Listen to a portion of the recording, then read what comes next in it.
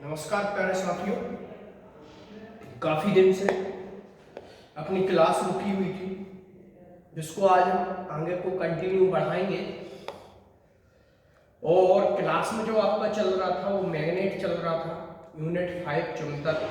मैंने उसकी पहला लेक्चर ले चुका था, आज सेकेंड लेक्चर है उसका। किसका? चुंबकत्व का। चुंबकत्व में हमने उसकी परिभाषा वगैरह देखे थे, चुंबक, स्थायी चुंबक, अस्थायी चुंबक के बारे में जानकारी लिए थे। कहाँ पर हमारी चुंबक जो होती है उसके बारे में हम समझे थे। लॉर्ड स्टोन मतलब जहां से हम जो चुंबक निकालते हैं उसको समझे थे। आज हम थोड़ा सा उसी चैप्टर को आगे को बढ़ाते हुए हम स्थायी चुंबक और विद्युत चुंबक के बारे में समझेंगे। एक है आपका क्या? स्थायी चुंबक जिसको हम परमानेंट बोलते हैं, और एक है आपका अस्थायी चुंबक। अस्थायी या आप उसको कह सकते हो विद्युत चुंबक। चुंबक मतलब मैग्नेट, आपका जो रहेगा विद्युत चुंबक।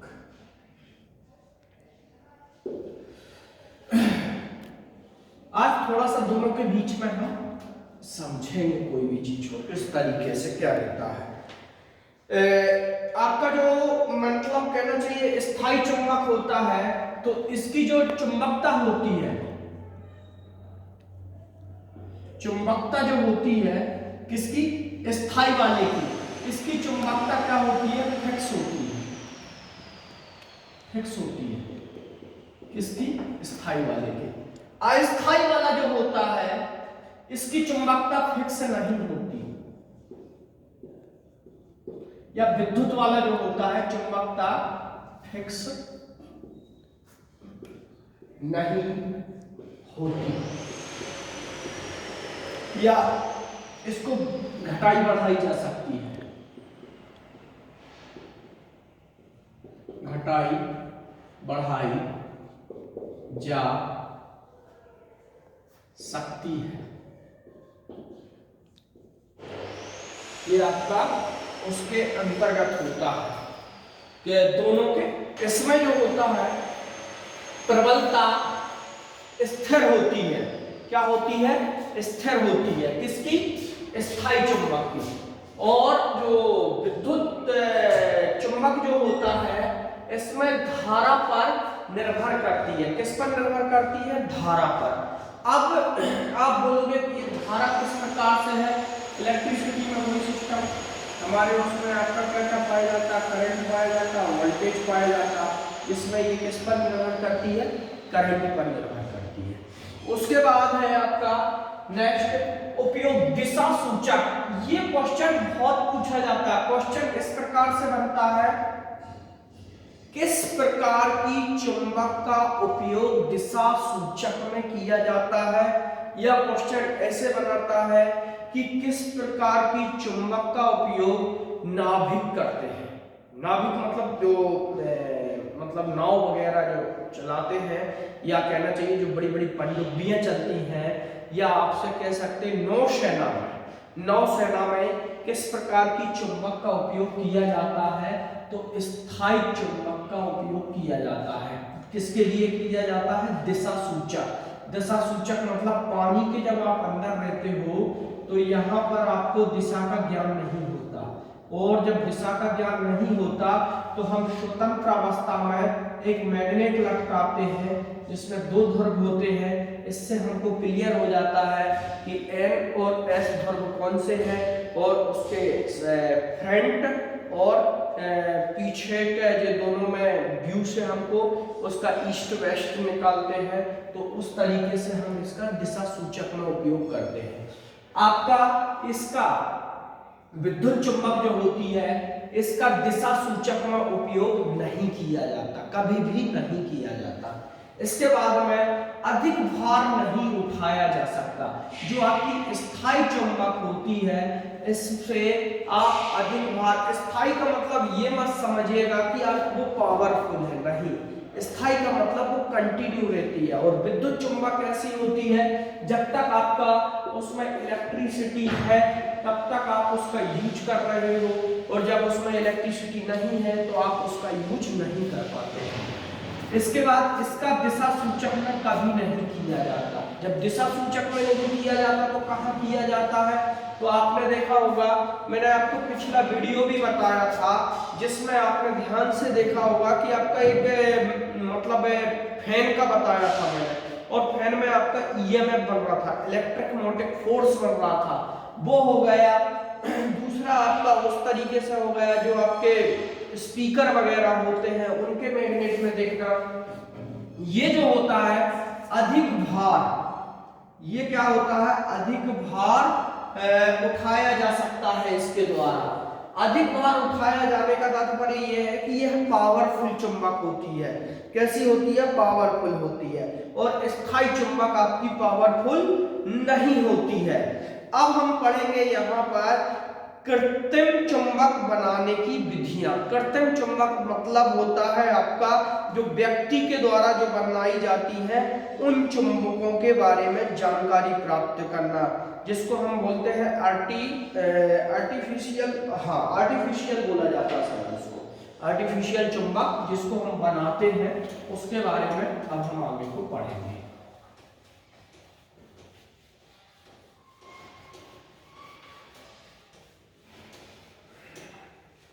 थोड़ा सा मैं साफ कर लूँ इसको,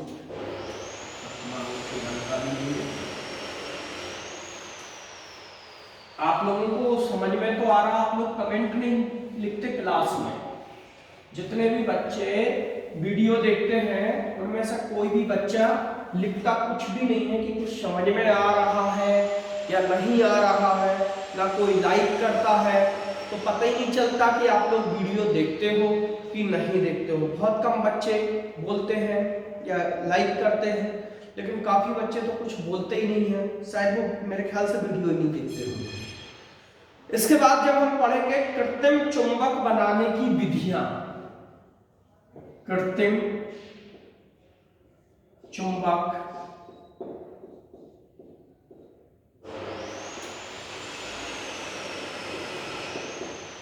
बनाने की विधियां, मतलब जो आप मैग्नेट बनाते हो तो वो किस तरीके से बनाते हो आप। सबसे पहले तो आप मुझे ये बताओ कि मैग्नेट में कौन सी धातु का यूज ज्यादातर करते हैं? मैग्नेट में कौन सी धातु का यूज आप करते हो?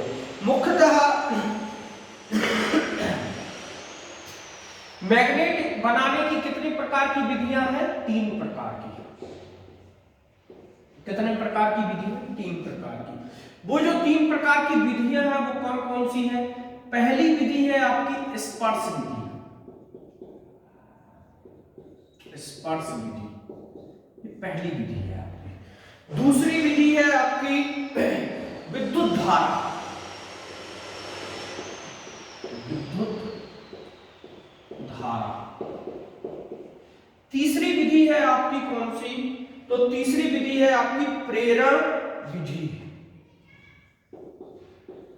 प्रेरण विधि। प्रेरण समझते हो आप? इंडक्टर। और विद्युत धारा वाली मतलब आपकी इलेक्ट्रिक हो गई, और स्पर्श विधि मतलब टच में आता है। ये तीनों विधियां हैं आपकी। तीनों विधियों के द्वारा ही आप इसको बनाते हो। पहले हम जो देखेंगे वो देखेंगे कौन सी? स्पर्श विधि। यह चुंबक निर्माण की सबसे सरल विधि है। इस विधि में चुंबक का निर्माण टच कर मतलब निर्माण स्थायी टच के अलग अलग अनुप्रयोगों से संपन्न होता है। इसे 3 भागों में बांटा गया है। मतलब आपकी जो स्पर्श विधि है इसको कितने भागों में बांटा गया है? 3 भागों में। कितने भागों में? 3 भागों में बांटा गया है। अब 3 भागों मतलब तो आपका 3 भाग जो है वो आपका है एक स्पर्श विधि, द्वि स्पर्श विधि और तीसरा है आपका विभाजित विधि। एक स्पर्श विधि, एक स्पर्श विधि, दूसरा है द्वि स्पर्श विधि और तीसरा आपका जो आ जाएगा वो आ जाएगा आपका क्या? विभाजित विधि। विभाजित 3 विधियां हैं इसकी। एक स्पर्श विधि से तात्पर्य है आपकी एक चुंबक लेते हैं, इस तरीके से आपकी एक चुंबक ली जाती है, इसमें N और S आपके ध्रुव पाया जाता है, और यहाँ पर जो आपका होता है वो इस तरीके से आपका एक N और S, ये आपका मैग्नेट है और ये आपका स्टील का एक टुकड़ा है। याद रखना, स्टील का टुकड़ा लिया जाता है। उस स्टील के टुकड़े को हम मैग्नेट के ऊपर क्या करते हैं, रगड़ते जाते हैं, और रगड़ते रगड़ते हम देखते हैं कि काफी देर बाद इस स्टील के टुकड़े में मैग्नेट के गुण आ जाते हैं। मैग्नेट के गुण आने लगते हैं, जिसको हम कहते हैं एक स्पर्श विधि। क्या कहते हैं, एक स्पर्श विधि। दूसरा है आपका द्वि स्पर्श विधि। इसमें भी कोई अंतर नहीं है द्वि स्पर्श विधि में। इसमें हम दो चुंबक ले लेंगे। द्वि स्पर्श विधि में दो चुंबक आपकी ले ली जाती है, और दो चुंबकों में आपके N S, और इस वाले में भी आपका क्या रहेगा, S N, ये रहेगा। और जब हम इसको मतलब उसके उस पर रखेंगे तो आपका विपरीत ले लोगे, यहाँ पर N हो जाएगा, S हो जाएगा, और यहाँ पर S हो जाएगा, एक N हो जाएगा। इन दोनों के बीच में एक आप गत्ता रख दोगे, जिससे कि गत्ता मतलब एक आपका वो रखा जाएगा, क्या बोलते हैं, लकड़ी का गट्टा रखा जाएगा, जिससे कि ये आपस में चिपके न। और इसको जब हम इसके ऊपर द्वि स्पर्श विधि मतलब दो चीजों को हम जब आपस में रगड़ते हैं तो ये दोनों में ही आपका चुंबक के गुण प्राप्त होने लगते हैं। अब आता है आपका विभाजित विधि। विभाजित विधि में, इस विधि में रगड़ने वाली चुंबक के विपरीत ध्रुवों पोल्सों को पहले की भांति द्वि स्पर्श विधि के अनुसार रखा जाता है। सेम मतलब द्वि स्पर्श विधि के जैसा ही इसको किया जाता है, कोई बहुत बड़ा वो नहीं है। विद्युत धारा विधि। अब आता है आपका इलेक्ट्रिक करंट मेथड। इसको कैसे करते हैं, इलेक्ट्रिक करंट मेथड वाली विधि को जब भी आप करोगे तो इसको करने का तरीका क्या है। तो इसको करने के लिए आपको क्या करना पड़ता है, इसको करने के लिए आपको एक सेल लेना पड़ेगा। एक सेल लोगे आप, प्लस माइनस सेल लोगे। इस सेल में आप यहां पर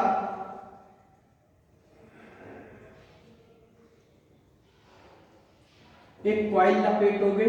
यहां से आपका मान लीजिए 2.5 वोल्ट का आपका क्या है, सेल है, डीसी होता है सेल, ये चीज हमको पता है।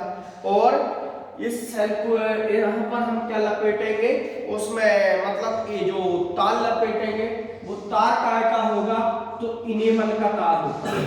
इनेमल ध्यान रखना, चाहो तो इनको बीच बीच में आप नोट कर लिया करो। कई बार पूछता है कि इलेक्ट्रिक मेथड विधि में जब हम मैग्नेट बनाते हैं तो उसमें कौन सा तार का उपयोग किया जाता है। तो इसी में बच्चे कंफ्यूज हो जाते हैं। इनेमल तार का उपयोग किया जाता है। किसका उपयोग किया जाता है, इनेमल तार का उपयोग किया जाता है, वो भी रोधित इंसुलेशन। तार के टर्न देकर कॉइल बनाई जाती है, तत्पश्चात बैटरी या सेल, वही बात हो गई, बैटरी या सेल द्वारा कुछ समय के लिए कॉइल में डीसी सप्लाई प्रभावित करते हैं। इससे स्टील की छड़ चुंबकित हो जाती है। जो स्टील की ये छड़ है ये क्या हो जाती है, चुंबकित होने लगती है, मतलब इसमें चुंबक के गुण प्राप्त हो जाते हैं। स्टील की छड़ चुंबकित हो जाती है, अर्थात इसमें चुंबकीय गुण आ जाते हैं। लेकिन छड़ यदि नर्म लोहे की हो तो उसमें अस्थायी प्रकार के मैग्नेट उत्पन्न होते हैं, जो विद्युत धारा प्रवाह तक ही सीमित होते हैं। छड़ यदि नर्म लोहे की हो, तो स्टील की छड़ है, अगर वो नर्म लोहे की हो तो उसमें क्या होता है कि आपकी जो इलेक्ट्रिसिटी है वो इलेक्ट्रिसिटी ओनली विद्युतीय प्रभाव तक ही सीमित रहती है। इसको बोल रहा, ज्यादा आगे कुछ नहीं है। इसके बाद है आपका प्रेरण विधि। कौन सी विधि, प्रेरण, इसको हम इंडक्टर विधि कहते हैं। इंडक्टर विधि में क्या होता है, इस विधि का प्रयोग व्यवहारिक गतिविधियों में काम आने वाले चुंबक बनाने हेतु किया जाता है। इस लोहे की कोर के आसपास सुपर एनिमल, अब जो इंडक्टर वाला होता है उसमें किसका तार का यूज किया जाता है? सुपर इनेमल तार का उपयोग किया जाता है। यहां पर जो तार लिया जाता है वो सुपर इनेमल का तार होता है, और यहां पर जो तार लिया जाता है वो सिर्फ इनेमल का तार लिया जाता है। विद्युत धारा में क्वेश्चन अगर पूछता है तो विद्युत धारा में इनेमल का तार लिया जाता है। दूसरा प्रेरण में पूछे, किसमें? प्रेरण में। प्रेरण में जो होता है वो सुपर इनेमल का तार लिया जाता है। याद रखना इस चीज को, दोनों पॉइंट आपके अलग अलग हैं। कई बार कंफ्यूज करने के लिए क्वेश्चन इस तरीके से देता है कि आपसे विद्युत धारा का पूछ लेता है और उसमें सुपर इनेमल तार और इनेमल तार दोनों डाल देता है, और बच्चा कंफ्यूज होता है कि सुपर मतलब क्या होता है और इनेमल होता है एक नॉर्मल तार, और सुपर होता है उससे बेस्ट वाला तार, उसको सुपर बोलते हैं। इसके बाद में है आपका सुपर इनेमल तार के मतलब जो इस्तेमाल किया जाता है द्वारा पोल चार्जर बनाने के लिए लपेट दिया जाता है। पोल चार्जर में डीसी सप्लाई प्रभावित की जाती है। सेम आपका इंडक्टर जो होता है उसी की बात कर रहा है। इंडक्टर मतलब आपकी कॉइल, कभी आपने आपके उसमें देखा होगा एनवीसी कॉइल जो बनाई जाती है उन्हीं की बात कर रहा है। 9 वोल्ट कॉइल वगैरह जो बनाई जाती है, या आपने कुओं में देखा होगा तो उन कुओं में आपका स्टार्टर लगा होता है, उसके नीचे एक रिले लगा होता है, और वहीं पर आपका एनवीसी तार होता है जिसको हम बोलते हैं 9 वोल्ट कॉइल, जो कॉइल लपेटी जाती है। मैंने आपको इससे पिछली क्लास में या थोड़ा सा आपको एक बेसिक इलेक्ट्रिसिटी में जानकारी दी थी कि 2 प्रकार की चीजें होती हैं। एक होता है आपका प्रेरण और दूसरा होता है आपका संधारित्र। ये 2 चीजें मैंने आपको बताई थी। इन्हीं से मैंने आपको समझाया था क्या? लीडिंग, आप लोग अगर ध्यान देते हो तो, और दूसरा पढ़ाया था मैंने आपको लैगिंग, लीडिंग प्लस लैगिंग। ये दोनों ही चीजें आपकी इन्हीं पर डिपेंड होती है, प्रेरण और संधारित्र पर। प्रेरण जो बनता है वो मैंने आपको बताया था किसी चीज के ऊपर कॉइल लपेटी जाती है, वो आपका क्या कहलाता है? प्रेरण कहलाता है, या इंडक्टर इंग्लिश में बोलते हैं, और संधारित्र को बोलते हैं कैपेसिटर, और अगर उसके बारे में पढ़े तो हम बोलते हैं कैपेसिटेंस। जब हम इसके ऊपर जो लपेटते हैं वो हमारा इंडक्टर कहलाता है, और जब किसी संधारित्र मतलब कैपेसिटर की बात, कैपेसिटर मतलब जो आप पंखे वगैरह में यूज करते हो वो वाले कैपेसिटर की बात, छोटा सा नहीं, कैपेसिटर बहुत बड़े बड़े बनते हैं। उन कैपेसिटरों में की जब हम बात करें या संधारित्र की बात करें, या हिंदी में आप या नॉर्मल भाषा में कंडेंसर जिसको कहते हैं, उसमें जब हम बात करते हैं तो उसकी बात है, उसको जो बनाते हैं वो संधारित्र या कैपेसिटेंस के बारे में जानकारी है आपकी। इन्हीं में आपका लीडिंग और लैगिंग बनता है। आगे हम पढ़ेंगे उस चीज को कि ये किस प्रकार से क्या होता है। अब आता है आपका चुंबकीय पदार्थों का वर्गीकरण। क्या आता है? चुंबकीय पदार्थों का वर्गीकरण, मतलब चुंबकीय पदार्थ किस प्रकार से होते हैं या कौन कौन से होते हैं। आपका ये जो चैप्टर है ये है तो इम्पोर्टेंट, लेकिन बहुत बोरिंग चैप्टर है। कई बच्चों को इसमें बहुत बोरिंग फील हो रहा होगा क्योंकि ये चैप्टर थोड़ा हटके आ जाता है।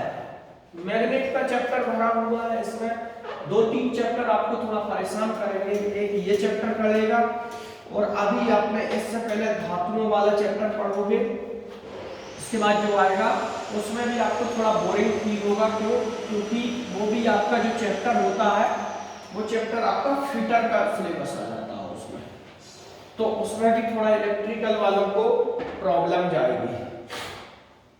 आगे जब हम पढ़ेंगे वो पढ़ेंगे चुंबकीय पदार्थों का वर्गीकरण। क्या पढ़ेंगे? चुंबकीय पदार्थों का वर्गीकरण। चुंबकीय पदार्थों का वर्गीकरण। वर्गीकरण का मतलब होता है कितने प्रकार या कौन कौन से वर्ग में वो बटे हुए हैं। तो आपके ये 3 प्रकार के वर्ग में बटे हैं। एक है आपका लोह चुंबकीय, दूसरा है अनुचुंबकीय पदार्थ और तीसरा है आपका अनुचुंबकीय पदार्थ। ये आप अनुचुंबकीय और अनुचुंबकीय पदार्थ में कंफ्यूज हो गए थोड़ा बहुत। इनको बोलते हैं फेरो और इसको अनुचुंबकीय को बोलते हैं पैरा और तीसरा अनुचुंबकीय को बोलते हैं डाय। तीनों होते हैं। इनमें लोह चुंबकीय जो पदार्थ अगर मैं श्रेणी में बांटूं तो लोह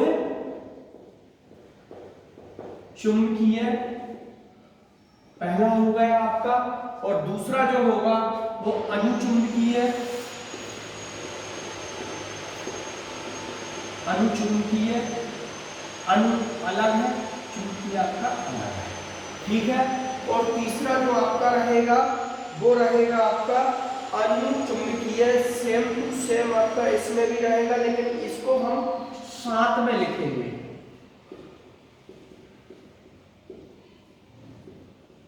अनुचुंबकीय हो जाएगा, ये अनुचुंबकीय है और ये अनुचुंबकीय है। ये दोनों के बीच में अंतर है। अब इनमें क्या है, वे पदार्थ जिसको चुंबक अत्यधिक शक्ति से अपनी ओर आकर्षित करती है, वे पदार्थ जिसे चुंबक मतलब हम मैग्नेट ऐसा एम बना दिया करूंगा तो आप समझ जाना। वे पदार्थ जिसे चुंबक अपनी ओर अधिक शक्ति से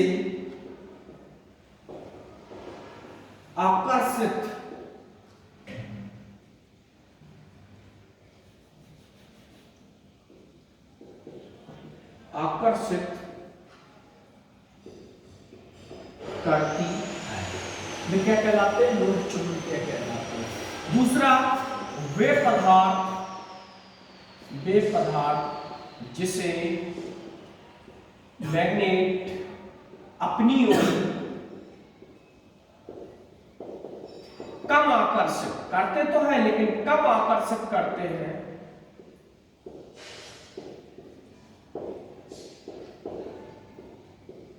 वह अनुचुंबकीय कहलाते हैं। समझ में आई बात? अनुचुंबकीय मतलब पैरा। अब आपको थोड़ा इंग्लिश से क्लियर हो जाएगा। तीसरा है आपका अनुचुंबकीय, वे पदार्थ जो आकर्षित ना करके एक दूसरे को क्या करते हैं, प्रतिकर्षित करते हैं, उन्हें हम क्या कहते हैं, वे पदार्थ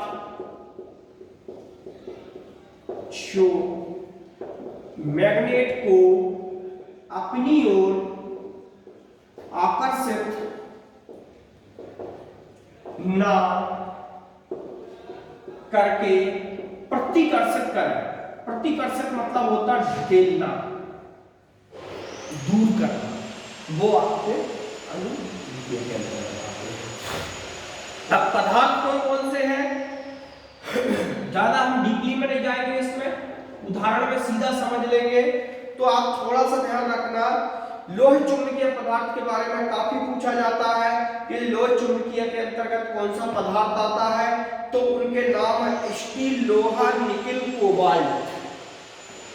स्टील, लोहा, निकिल, कोबाल्ट, ये दो वेरी इंपोर्टेंट है।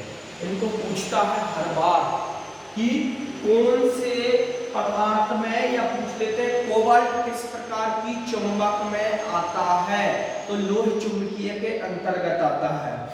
आपका अनुचुंबकीय में आता है प्लेटिनम, कॉपर, एल्युमिनियम, क्रोमियम।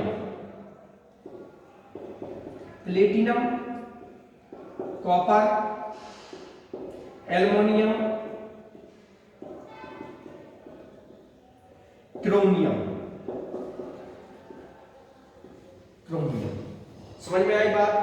तीसरा है आपका सोना, पारा, एंटीमनी।